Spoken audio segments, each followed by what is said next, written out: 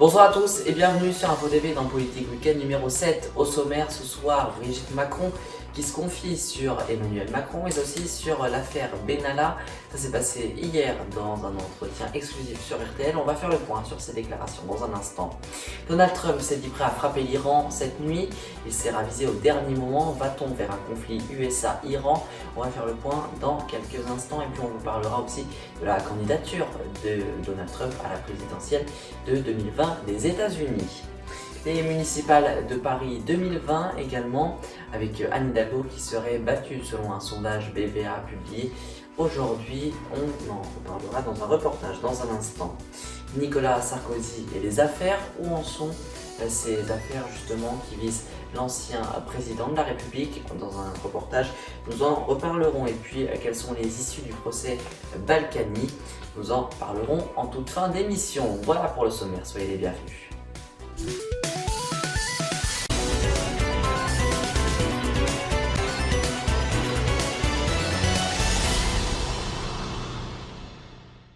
La femme du président de la République, Brigitte Macron, s'est entretenue avec nos confrères de RTL.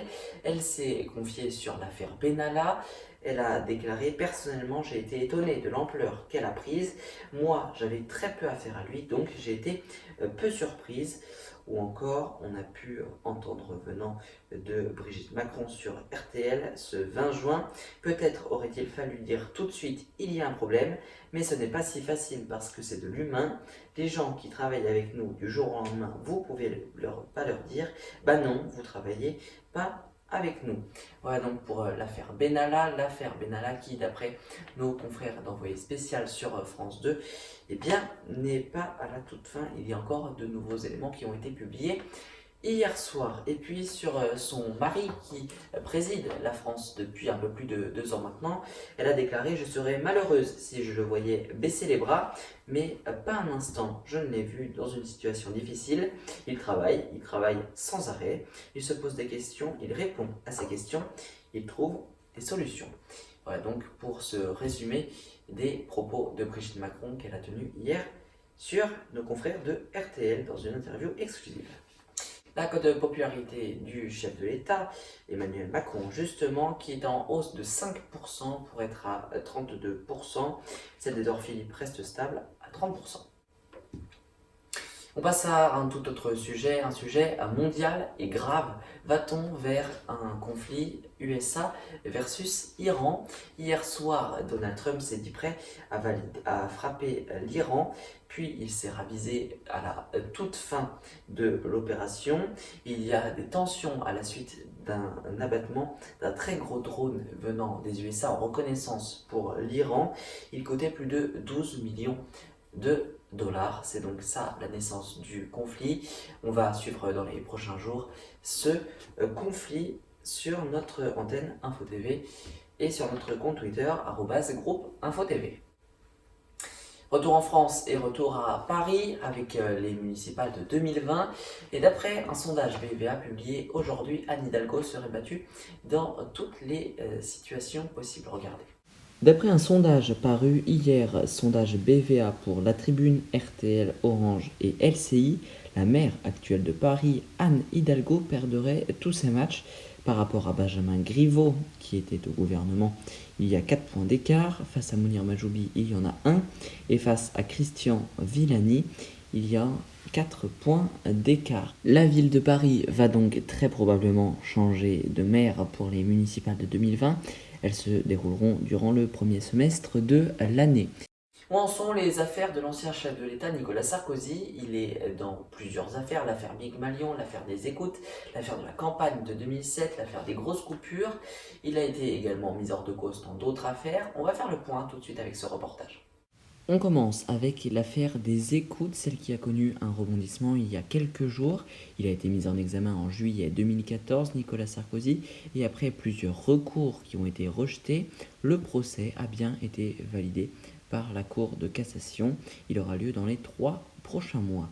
Ensuite, on arrive avec la campagne de 2007, Nicolas Sarkozy qui a été mis en examen le 21 mars 2018. Il y a eu ensuite l'annulation de la mise en examen qui a été prononcée. Elle aura lieu le 17 octobre 2019. Il y aura donc peut-être un nouvel événement dans cette affaire de la campagne. On passe maintenant à l'affaire Big Malion pour financement illégal de sa campagne présidentielle de 2012. L'ancien président a été mis en examen, c'était en février 2016. Il n'est pas mis en cause pour les systèmes de fausses factures avec l'UMP. Nicolas Sarkozy et d'autres personnes ont donc été renvoyés en correctionnel le 3 février 2017. Puis il y a eu encore de nouveaux recours. Le 25 octobre 2018, c'était la Cour d'appel qui a confirmé la décision du magistrat. Il y a ensuite eu un nouveau recours qui a été rejeté le 17 mai 2019.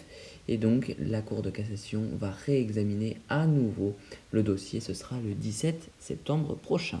Et puis on termine avec cette enquête qui est en cours. Elle a été ouverte par le parquet national financier. Elle soupçonne Nicolas Sarkozy d'avoir utilisé de grosses coupures pour un usage régulier. Il y avait également d'autres enquêtes qui étaient ouvertes, mais dans lesquelles il a été mis hors de cause. Il y avait également l'enquête sur des pénalités réglées par l'UNP, et puis un autre voyage en jet privé facturé à la société LoveGolf de son ami Stéphane Courbis. Nicolas Sarkozy qui a bénéficié d'un non-lieu donc dans plusieurs autres dossiers. On termine cette émission avec le procès Balkany qui s'est terminé en début de semaine. Le 13 septembre prochain, on connaîtra le délibéré du tribunal correctionnel de Paris qui rendra donc ses jugements respectivement dans le premier et le second volet du procès des époux Balkany qui a été élu à Levallois-Perret en tant que maire. Ça s'est passé dans les Hauts-de-Seine. À l'issue des délibérés, eh bien, Patrick Balkany risque d'aller en prison si les jurés suivent les recommandations du parquet national financier. Et puis le 18 octobre, il y aura le rendu final du second volet. Alors, va-t-il conserver ses biens immobiliers que détient sa femme?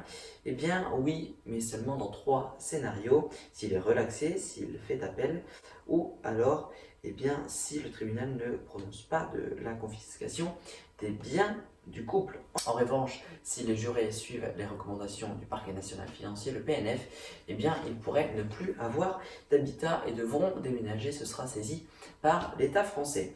Et puis, le maire Patrick Balkany eh bien, ne pourra plus exercer ses fonctions pendant 10 ans. C'est la fin de cette émission. Merci à tous de l'avoir suivi. Je vous retrouve demain à 18h pour votre nouveau numéro d'Infomag, numéro 22, consacré à l'affaire Alexia Daval. D'ici là, toute l'information c'est sur notre compte Twitter, @groupeinfotv. Vous êtes très nombreux à nous suivre. Merci beaucoup. Plus de 55 000 vues en 3 semaines depuis le début du mois de juin. Un grand merci à vous. Tout l'été, InfoTV eh bien, va se mobiliser pour vous faire vivre l'actualité. Pas de vacances pour notre chaîne. A très bientôt sur InfoTV.